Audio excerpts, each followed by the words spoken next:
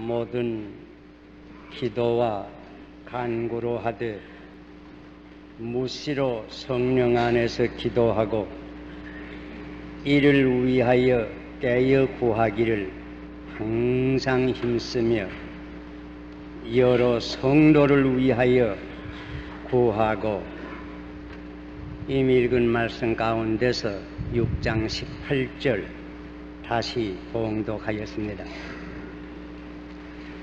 오늘 아침 읽은 에베소 6장에는 사도 바울이 그리스도인의 정신무장에 대해서 말씀하십니다.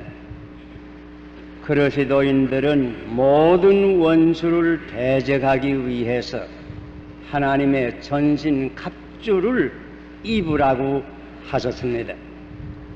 그래서 옛날 로마 군인의 무장을 연상하면서 우리 신자들로 진리의 띠를 띠고 의의 흉배를 붙이고 복음으로 준비한 신을 지니며 믿음의 방패를 가지고 구원의 투구를 쓰고, 그리고 성령의 검인 곧 하나님의 말씀을 가지라고 하십니다. 이 말씀을 하신 후에 곧 계속해서 하신 말씀이 18절입니다. 곧 기도에 대한 말씀이 올시다. 모든 기도와 간구로 하되 무시로 성령 안에서 기도하고 깨어 구하기를 힘쓰며 여러 성도를 위하여 기도하고, 또한 특별히 자기 자신 곧 바울을 위해서 기도하라고 하는 부탁이 있습니다. 정신무장에 있어서 아주 중요한 것은 기도입니다. 기도를 통하여 유혹과 시험을 이기며 세상을 이깁니다. 기도를 통하여 승리적 생활을 할 수 있습니다. 오직 기도를 통하여 큰 문제도 해결하고 역경도 돌파할 수 있습니다. 오늘 아침 이 아주 중요한 신앙생활과 기도에 대해서 잠깐 생각할 때에 성령께서 같이 하시고 축복하시기를 바랍니다. 이 글을 쓴 사도 바울은 문자 그대로 기도의 사람이었습니다.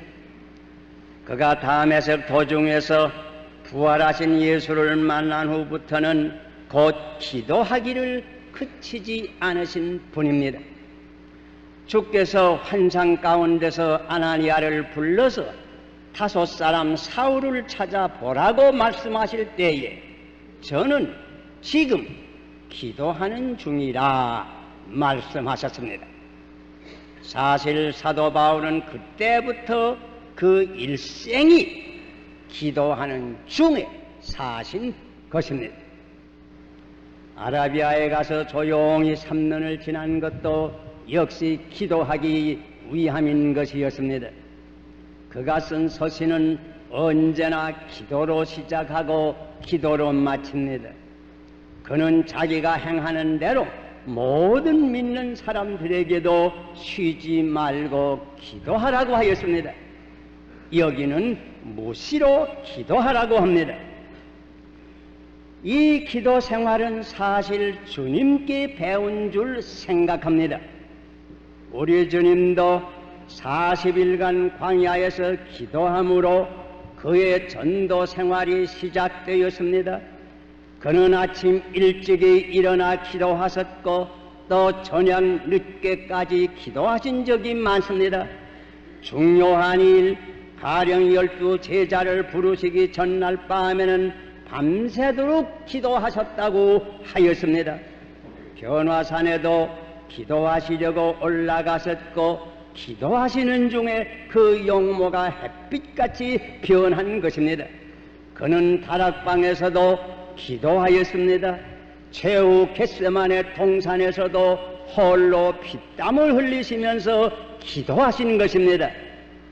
십자가 위에서도 제일 먼저 자기를 못 박는 자들의 죄를 사하여 달라고 기도하셨습니다. 그의 마지막 말씀도 내 영혼을 아버지께 맡기나이다 하는 기도이었습니다. 우리 주님의 일생은 언제나 아버지와 교통하는 기도의 생활이었습니다. 우리 믿는 자의 생활이 이와 같이 언제나 하나님과 교통하는 기도의 생활이 되어야 합니다. 기도는 무엇입니까? 여러 가지 면이 있습니다. 기도는 첫째는 하나님을 앙망하는 것입니다. 우러러 보는 것입니다.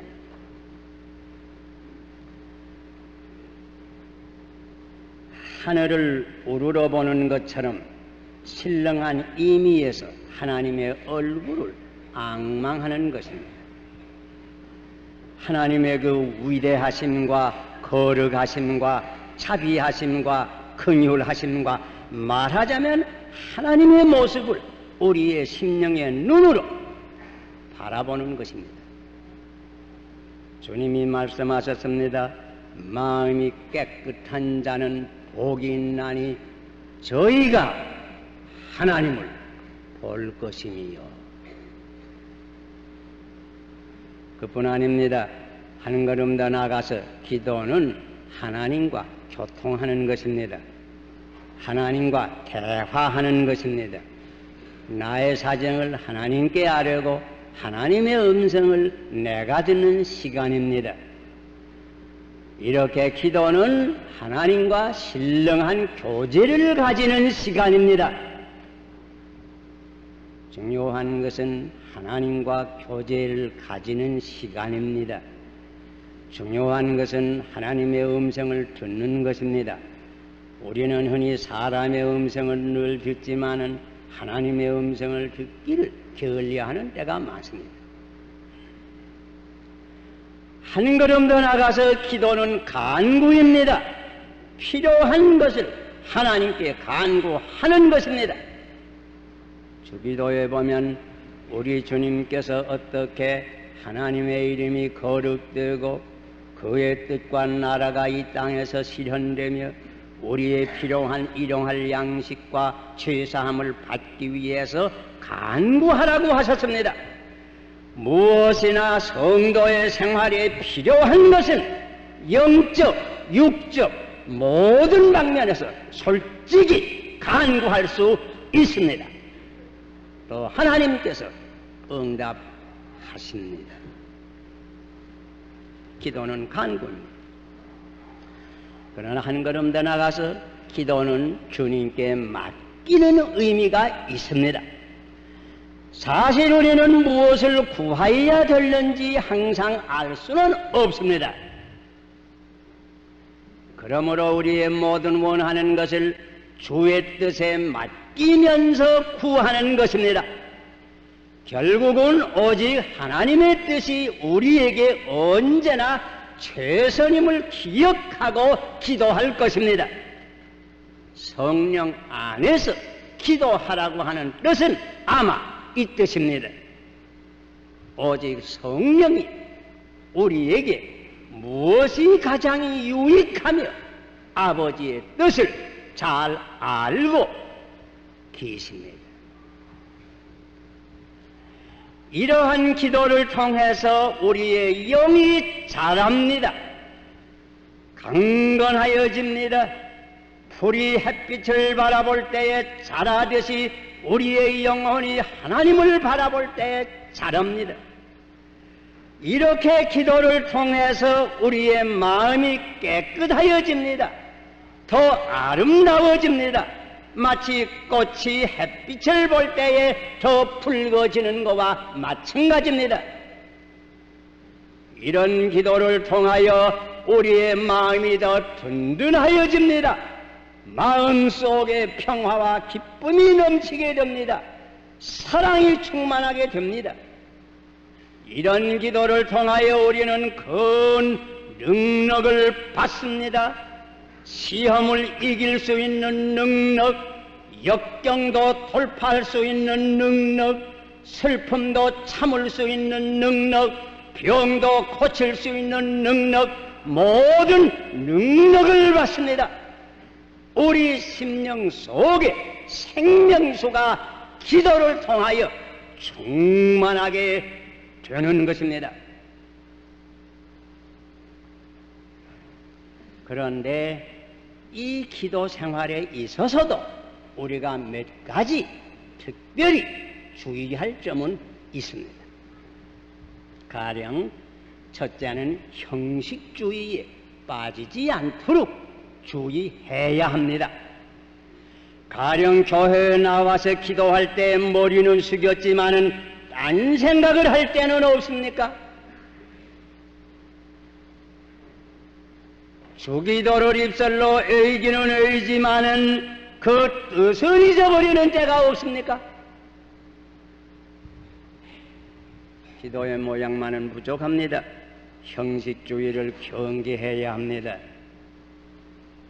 또 우리가 기도를 열심으로 드릴 때에 주의할 것이 또한 있습니다. 그것은 같은 말을 여러 번 반복하는 가운데 자기 체면에 걸려서 혹은 정신을 잃을 수도 있습니다. 그러므로 주님께서도 기도할 때에 중언 부언하지 말라고 경계하신 것입니다. 성경은 언제나 정신을 차리고 깨어 기도하라고 하였습니다. 이런 점에 주의하지 아니함으로 혹 기도하다가 정당한 정신을 잃고 쓰러지는 이도 있고 소위 입신한다고 하는 변태적인 현상에 빠지는 이들도 있습니다. 이것은 성령의 역사는 아닙니다. 부주의한 기도 생활에 파생적인 변태적 심리 현상입니다. 이런 것을 소위 광신주의라고 합니다. 이런 것을 우리가 경계해야 됩니다. 언제나 정신을 차리고 기도할 줄 알아야 됩니다. 또한 이러한 현상은 무슨 재단이니 해서 사사로이 모이는 집회 가운데서 많이 일어나는 것이 사실입니다. 그러므로 기도 운동은 언제든지 교회를 중심해서 하여야 되는 것입니다. 어디서 기도회로 모인다고 함부로 따라다니다가 잘못된 일로 가는 사람들도 없지 않아 있습니다. 언제든지 특별 기도회 모임을 가지려면 교회와 연락해서 지도를 받아서 할 것입니다. 또 그리고 우리가 다 병자를 위해서 기도합니다. 또 기도를 통해서 병이 나을 수 있습니다. 그러나 환자를 위해서 기도할 때에도 꼭 성경대로 정당히 기도만 할 것입니다. 제 들으니 어떤 이들은 기도한다 하면서 기도보다도 만지고 쥐물고 무슨 쥐어 뜯고 혹은 때리기까지 한다고 하는 말이 있습니다. 이런 일은 비성서적입니다. 성경에 이렇게 기도를 가르쳐주지 아니했습니다.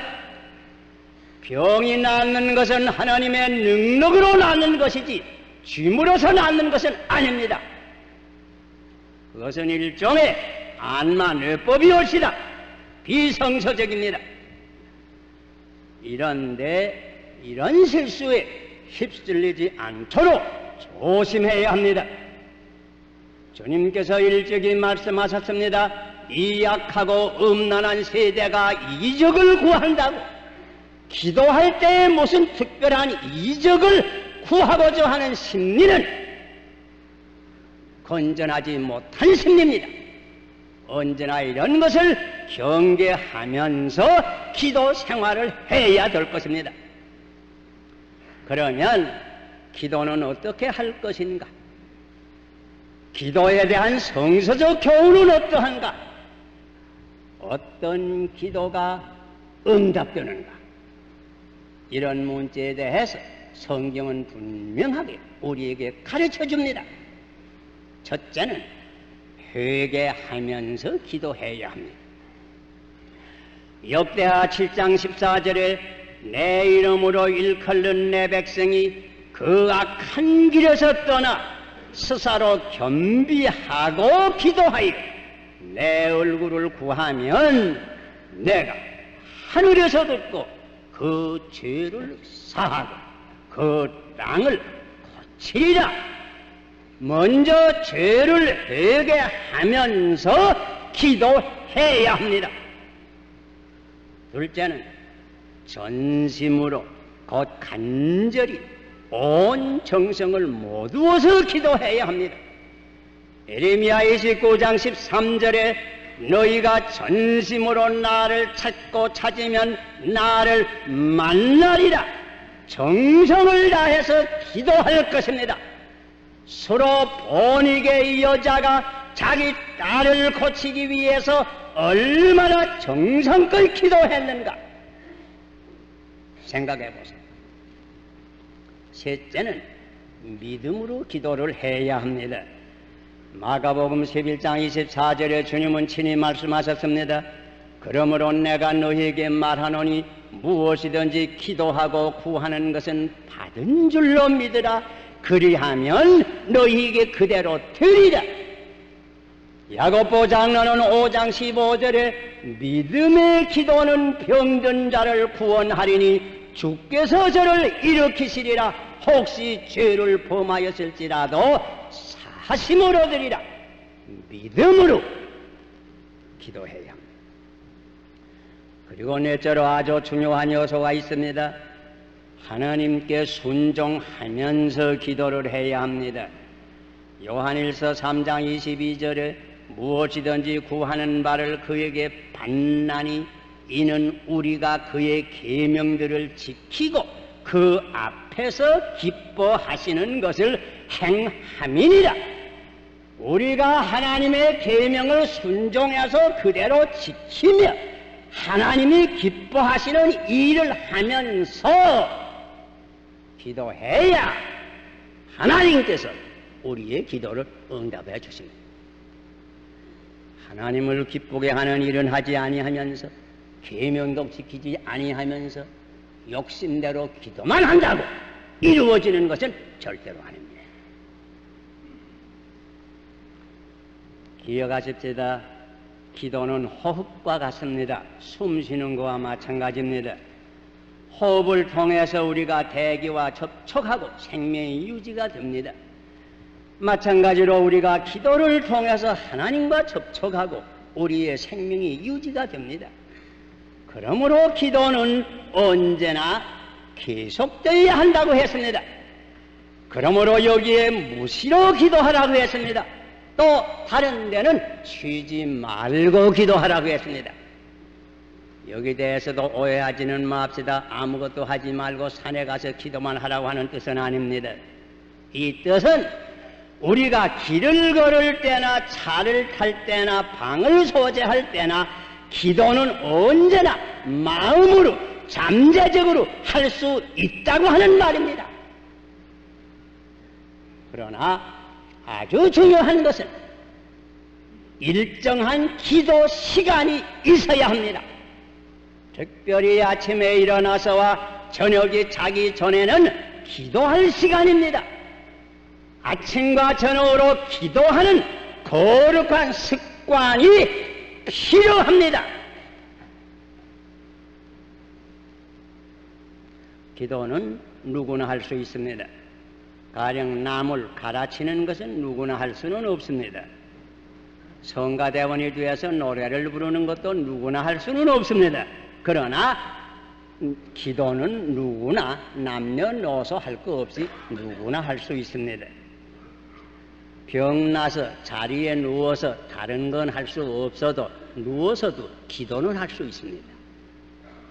내들이니 어떤 교회에서 어떤 분이 중풍을 만나서 반신불수가 되어서 전혀 교회는 나오지 못하지만은 그분이 언제나 교회를 위해서 간절히 기도하는 가운데 결국은 그 온 교회가 부흥이 되었다고 하는 말을 들었습니다.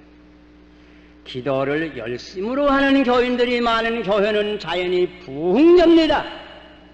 예루살렘 교회가 어떻게 시작되었습니까? 120명이 다락방에 모여서 열심으로 기도하는 중에 성령을 받아서 큰 부흥이 일어난 것입니다. 이번 우리 산상기도회 때에 이런 축복이 있기를 바랍니다. 요한계시록에 볼 것이면 24 장로들이 향이 가득한 금대접을 하나님께 바치는 광경이 보이는데 그 향은 성도의 기도들이라 하였습니다. 본영락교회가 하나님께서 기뻐하시는 기도의 향을 많이 드리는 교회가 되기를 바랍니다. 결론적으로 몇 가지 꼭 기억하십시다. 아침과 저녁에 기도하는 거룩한 습관을 꼭 배양하시기를 바랍니다. 아직 그렇게 못하는 이는 말이요. 둘째는 무시로 기도하는 습관을 배양하셔야 합니다. 셋째는 기도 생활은 언제나 교회를 중심하여 하도록 힘을 써야 합니다. 본교회에서 매일 아침 5시에 새벽 기도회로 모입니다. 할 수만 있으면 본교회 새벽 기도에 참석하시기를 바랍니다. 그뿐 아닙니다. 3일 기도회나 언제든지 이런 특별한 산상 기도회나 특별한 모임에 반드시 참여하시기를 바랍니다. 우리는 특별히 기도실이 저기에 있는데, 기론관에 있는데 이 기도실도 무시로 여러분께서 사용하실 수 있기를 바랍니다. 기도의 사람이 되세요. 기도하는 장로, 기도하는 권사, 기도하는 집사, 기도하는 교인. 기도가 없는 교인은 결국은 그 생명이 메마르게 됩니다. 서로 위하여 기도해야 합니다. 부모는 자녀들을 위해서, 자녀들은 부모를 위해서, 노인들은 청년들을 위해서, 청년들은 노인들을 위해서, 교역자들은 교우들을 위해서, 교우들은 교역자들을 위해서, 친구와 친구끼리, 친척과 친척끼리 서로 기도하세요. 언제나 하나님의 보좌 앞에서 우리 성도들이 서로 기도로 연락이 되어야 합니다. 어느 때에 기도를 힘쓰지 아니하려마는 특별히 오늘날과 같이 세계가 급변하는 이러한 정세하에 있어서는 특별히 한국의 교회와 우리 조국을 위해서 기도할 수밖에 없습니다. 조국의 복음화를 위해서 기도할 수밖에 없습니다. 조국의 안보를 위해서 기도할 수밖에 없습니다. 조국의 청화를 위해서 기도할 수밖에 없습니다. 독일 38선을 지니고 사는 우리는 북한의 동포들과 성도를 위해서 기도할 수밖에 없습니다. 주님은 말씀하셨습니다. 구하라 주실 것이요, 찾으라 찾을 것이요, 문을 두드리라 열릴 것이라. 우리 가운데 혹 마음에 무거운 짐을 지고 이 자리에 앉으니 계십니까? 낙심하지 말고 기도하세요. 혹은 무슨 사업에 실패하니가 계십니까? 낙심하지 말고 기도하세요. 무슨 억울한 일을 당하니가 있습니까? 낙심하지 말고 기도하세요. 큰 슬픔을 당하니가 있습니까? 낙심하지 말고 기도하세요. 생각만은 부족합니다. 일만은 부족합니다. 기도해야 됩니다. 이 세 가지를 딱 기도하라. 기도하셔서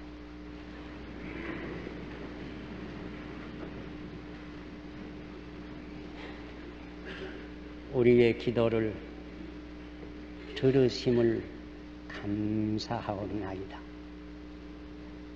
우리는 언제든지 주님 앞에 나와서 주님의 얼굴을 바라보며 주님과 교제하며 주님께 내 사정을 다 알아 주님께 나의 필요한 것을 간절히 구하며 주님께 모든 것을 맡기면서 모든 성도를 위해서 피차에 기도하는 저희들, 이런 기도하는 교회, 기도하는 가정이 되게 하여 주시옵소서. 이번 산상기도에 특별히 큰 은혜를 주시옵소서. 예수님 이름으로 기도하옵나이다.